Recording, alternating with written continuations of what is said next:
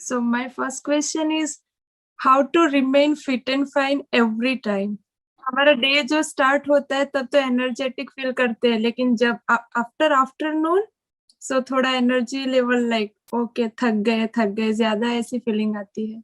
कभी सोचा है, कभी पूछा है अपने आप से ऐसा क्यों होता है, उसके पीछे क्या रीजन है? मे बी एक्सरसाइज नहीं करती हूँ इसके लिए. I think you are absolutely right. अगर आप सुबह सिर्फ एक्सरसाइज करना शुरू कर देना अराउंड हाफ एन आवर, तो आप देखेंगे आपके एनर्जी लेवल्स में बहुत बड़ा डिफरेंस आ जाएगा।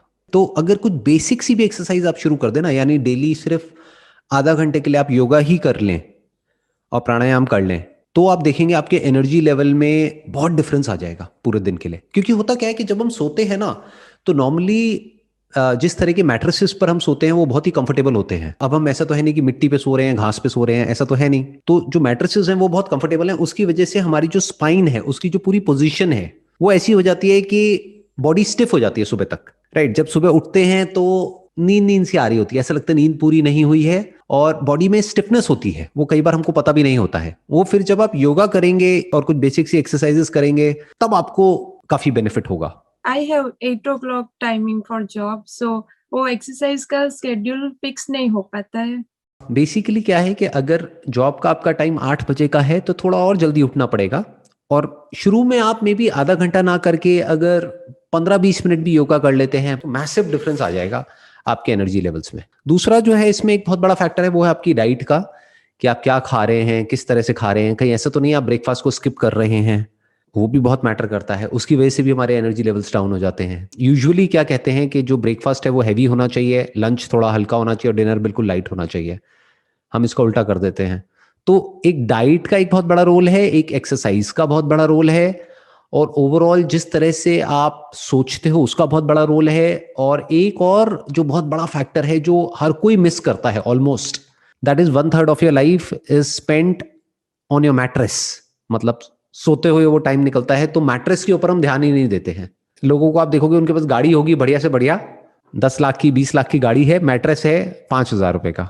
तो वो एक बहुत इंपॉर्टेंट फैक्टर है जिसको हमको ध्यान में रखना है कि 8 घंटे हम बिताते हैं अपने मैट्रेस पे, तो दैट हैज टू बी सच के उससे हम सुबह जब उठें तो एनर्जाइज फील करें। तो मैट्रेस को थोड़ा ढंग से चूज करिए जो कि आपकी बैक के लिए, स्पाइन के लिए अच्छा है।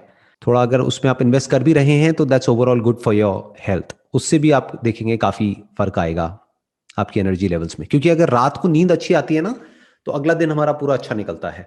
तो ये तीनों चीजें हैं जो बहुत इंपॉर्टेंट है, that is your sleep, your diet and your exercise. ये 3 चीजों का आप ध्यान रखेंगे तो एनर्जी लेवल्स में बहुत मेजर डिफरेंसेस आएंगे।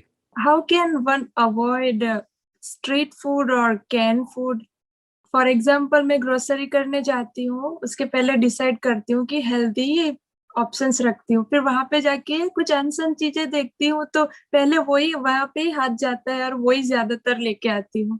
चाहे इंसान हो चाहे जानवर हो, सभी में एक प्रॉब्लम है छोटी सी। वो क्या है कि जो भी जिसका खाना है, यानी जो जिसको पसंद है, वो जैसे ही हमको दिखता है या उसकी स्मेल आती है तो हमारे मुंह में सलाइवा बनने लग जाता है, जैसे बोलते हैं ना, मुंह में पानी आने लग जाता है। फिर हमारी जो ब्रेन है वो कुछ ऐसे केमिकल्स रिलीज करती है कि हम चाह करके भी अपने आप को रोक नहीं पाते हैं।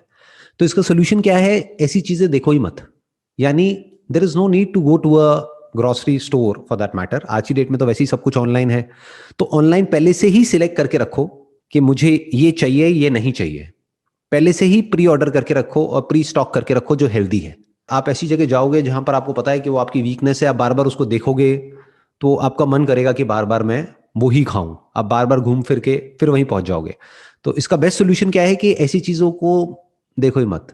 जैसे बोलते नहीं है, कहावत है कि जिस रास्ते जाना नहीं है उस तरफ देखना ही क्यों है।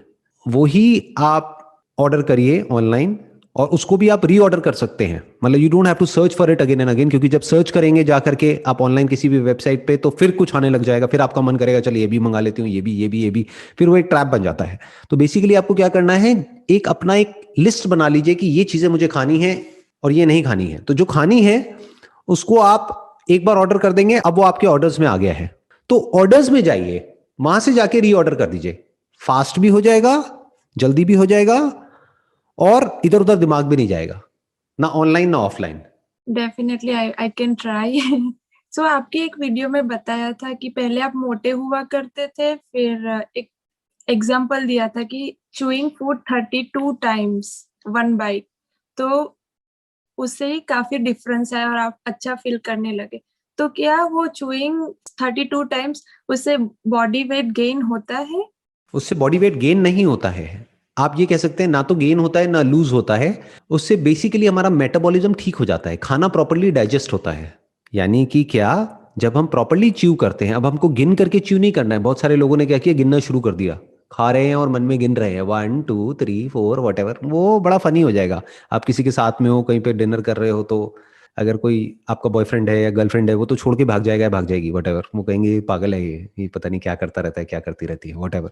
तो इसका मतलब क्या है कि आपको धीरे खाना है, प्रॉपरली पहले जुगाली करनी है मुंह में। जैसे गाय भैंसों को आपने देखा होगा, वो जुगाली करती हैं काफी देर तक, फिर खाती हैं।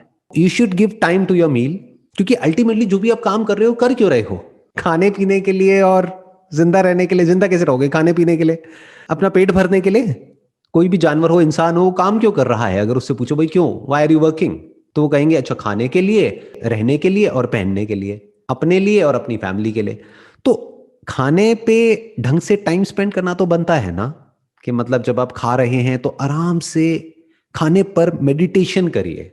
जो लोग मेडिटेशन करते हैं ना, आंख बंद करके, और मानो बैठे हुए हैं और कुछ भी अपना मेडिटेशन कर रहे हैं, उल्टी सीधी लाइटें देख रहे हैं, यहाँ पे ये कर रहे हैं, वो कर रहे हैं, वट।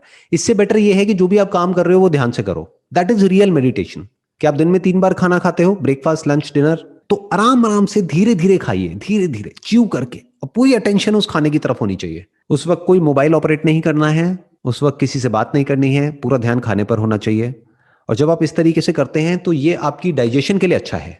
अब डाइजेशन से क्या होता है, आयुर्वेदा में कहा जाता है कि हर बीमारी की जड़ जो है वो पेट है। आज धीरे धीरे जो एलोपैथी है वो भी यही बात कह रही है कि ब्रेन में जो केमिकल्स की जो प्रॉब्लम होती है ना, जैसे मान लो किसी को डिप्रेशन है, क्लिनिकल डिप्रेशन है, तो वो किस वजह से, प्रॉपर्ली सेरोटोनिन नहीं मिल रहा है ब्रेन को। तो वो सेरोटोनिन जो प्रोड्यूस होता है, majority of it is produced in the gut, यानी stomach. Your stomach is the most important part of your body, क्योंकि अगर जो आप खा रहे हैं वो ढंग से डाइजेस्ट नहीं होगा, जो आपका डाइजेशन है, अगर वो डाइजेस्टिव सिस्टम प्रॉपर्ली काम नहीं करेगा, तो आपके जो बाकी के बॉडी के ऑर्गन्स है वो अच्छे से काम नहीं कर सकते, अपना ब्रेन भी अच्छे से काम नहीं कर सकती। तो जो आपने पहला क्वेश्चन पूछा था ना, एनर्जी नहीं रहती है, उसमें ये भी एक बहुत बड़ा रीजन है। हम क्या करते हैं, हम कुछ भी जंक फूड उठाया और खाया और निगल लिया उसको। जैसे कि कोई अजगर है, उसने निगल लिया है, तो हमको पेट में जा करके इकट्ठा हो गया है, और फिर हमको आलसी फील हो रहा है, मतलब वी आर फीलिंग लेजी। तो बेसिकली खाने को जो डाइजेस्ट करने का काम है वो पेट में नहीं होता है, वो मुंह में ही शुरू हो जाता है। यानी जिस वक्त आप चबा रहे हैं ना खाने को, तो उस वक्त जो भी उस खाने को डाइजेस्ट करने के लिए जो एंजाइम्स जरूरी हैं, जो भी केमिकल जरूरी है, जो सलाइवा जरूरी है, वो मुंह में ही डाइजेस्ट हो चुका है आधा, तो बाकी आधा काम पेट में होगा। पूरा काम आपने पेट को दे दिया तो गड़बड़ हो जाएगी। मतलब digestion 50% is in your mouth and 50% is in your stomach.